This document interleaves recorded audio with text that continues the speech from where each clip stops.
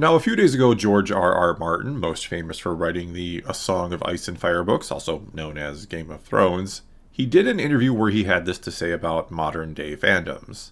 It used to be fun talking about our favorite books and films and having spirited debates with fans who saw things different. But somehow, in this age of social media, it is no longer enough to say, I did not like book X or film Y, and here's why. Now, social media is ruled by anti-fans who would rather talk about the stuff they hate than the stuff they love, and delight in dancing on the graves of anyone whose film has flopped. And quite honestly here, I don't think he's entirely wrong or anything. I think he's got all the pieces of the puzzle as to what's going on with, shall we call them, modern fandoms.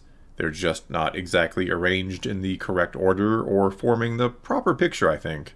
Because without question, he's right that the rise of social media has changed the way we fans interact with each other, obviously.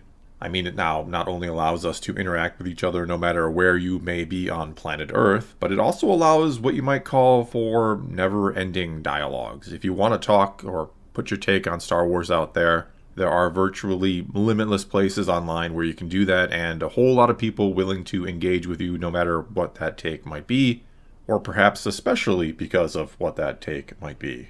There are, again, obviously, channels here on YouTube that post daily or near daily videos about Star Wars, which is something that would have absolutely blown my mind when I was young and talking Star Wars with nobody. It especially would have blown my mind to know that one day I'd be one of those people talking Star Wars, and that there would be so many people willing and, dare I say, even maybe eager to listen to me talk Star Wars.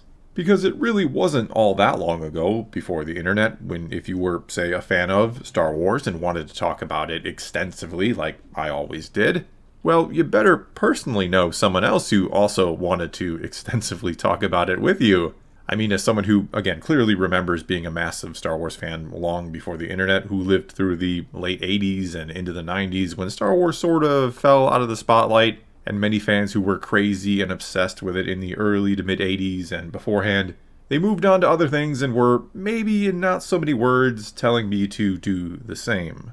I can tell you there were many years where I didn't talk Star Wars, not in any meaningful way anyway, with pretty much anyone really. None of my good friends or family members or anyone else that I knew, none of them loved it anywhere near the same way I did or clung to it the same way I had, and hence they weren't reading all the books and comics in the 90s. I knew no one who wanted to sit there for any length of time to hear my take on, say, Heir to the Empire. This then changed in the late 90s when the prequel hype was beginning and I discovered Star Wars forums on the internet. I remember thinking it was the most incredible thing ever to actually be able to talk to people from all over the world, virtually any time, about Star Wars. And in all honesty, even as the prequels were going on, I don't recall that many people who were negative or didn't like them on these forums. Or at least the ones I was on. Sure, there were some, but most of what I remember back then from those days was pretty positive stuff. Yet here we are 20-some years later, and I would, again, kind of agree with George R. Martin that a lot of the talk around Star Wars and other fandoms has become much more negative, even to the point where, fans actively root and cheer against their favorite franchises, or for the failure of the films and such that are a part of them.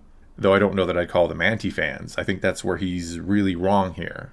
They may certainly look like that at face value, or if you don't realize or want to realize that they're not hating on, again, we'll use Star Wars as an example, they're not hating on it for no reason whatsoever. These are, in most, if not many, or pretty much all cases, these are people who have been fans for a very, very long time, and they are disappointed about what it's become and or where it's headed under companies like Disney. They see these things that they love and have been a fan of and supporting for decades perhaps, now being in the hands of those who don't know it or don't care about it anywhere near the same way they do, who only care about what they can use it for, and that hurts, and it's not something they just want to shut up and accept and move on from. They want to fight for it, and hence they oftentimes, they root for its failure, hoping those who own it will realize they're taking it down the wrong path and shift course. And I think it's kind of interesting how social media has become this sort of double-edged sword for these franchises and or the companies that own them. I mean, the amount of what you could call free advertising or exposure they get because of social media, because of the fans and content creators that interact with these platforms, it's pretty insane, actually. It used to be that if you didn't go to the movies, you likely wouldn't know a trailer existed, much less ever see it. Or if you weren't watching something like Entertainment Tonight, you weren't getting juicy little details about what's to come from the actors, directors, and so on. But nowadays, every new piece of news or trailer is reacted to and reported on by thousands of people on places like YouTube, X, and so on, and it's consumed by tens, if not hundreds of thousands of people, or more sometimes. A whole new sort of ecosystem has evolved in the last decade or so that does a lot, not all, but a lot of the heavy lifting for these companies and these franchises, and does so much to get the word out there for them free of charge. However, that doesn't mean there isn't potentially a price to be paid, which is that these, let's call them providers of fanfare for these franchises or the projects from them, they're under no obligation to say nice things about them before or after they come out. In fact, considering people's love of negativity, and yes, I realize how contradictory that sounded, but considering that love of negativity, there does tend to be incentives to say bad things or to be negative or to be harsh when it feels appropriate. And I can certainly tell you, after roughly 7 years of doing YouTube now, that negative reviews for a piece of Star Wars content, for example, they almost always do better in terms of views, and significantly so, than positive reviews. To the point where one of the most common complaints I see about me in the comments of my videos is, why do I even still talk about Star Wars when I only ever have negative things to say, that I literally have said not one good thing about it, like, ever? And when I point out that since the sequel trilogy ended, because, I'll be honest, during the sequels there wasn't a lot of positivity coming from me about Star Wars. Anyway, since the sequels ended, when it comes to what I've thought of primarily Disney Plus shows, since the bulk of the major content we've gotten from Star Wars has been on Disney Plus, I've actually been more positive towards it than negative, with very favorable things to say about the first 2 seasons of The Mandalorian, nothing but love for Season 7 of The Clone Wars, especially the Siege of Mandalore arc. I've enjoyed and said good things about both seasons of The Bad Batch, and I've given nothing but unabashed praise for Andor, as well as really enjoying both Fallen Order and Survivor on the gaming front. Hell, I've even had some good things to say about the High Republic era.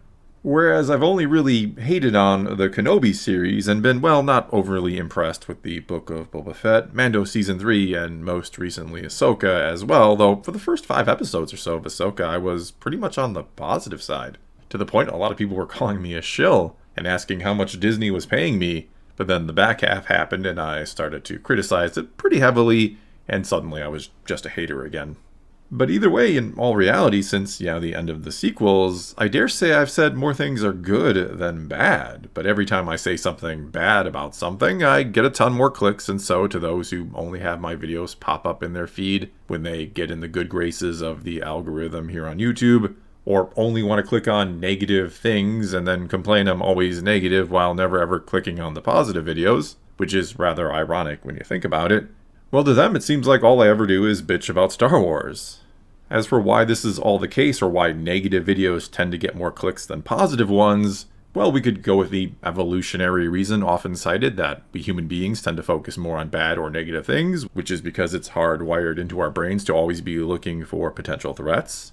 Or maybe in this case, as I was kind of alluding to before, it's because we actually care that damn much about all this. I think there's a few things that bother us more than seeing something we love go down a path we can't follow. Especially when maybe you've been following that path for most, if not virtually all of your life. If you've spent, again, literally decades as a Star Wars fan, if it's been this huge part of your life for so long, you're not just going to let it go and you're going to fight for it. And though I'm not going to condone the means by which some fans fight for it, I certainly think there are times lines are crossed, and you have to respect the fact that yes, some people like or enjoy things you don't, and that is okay.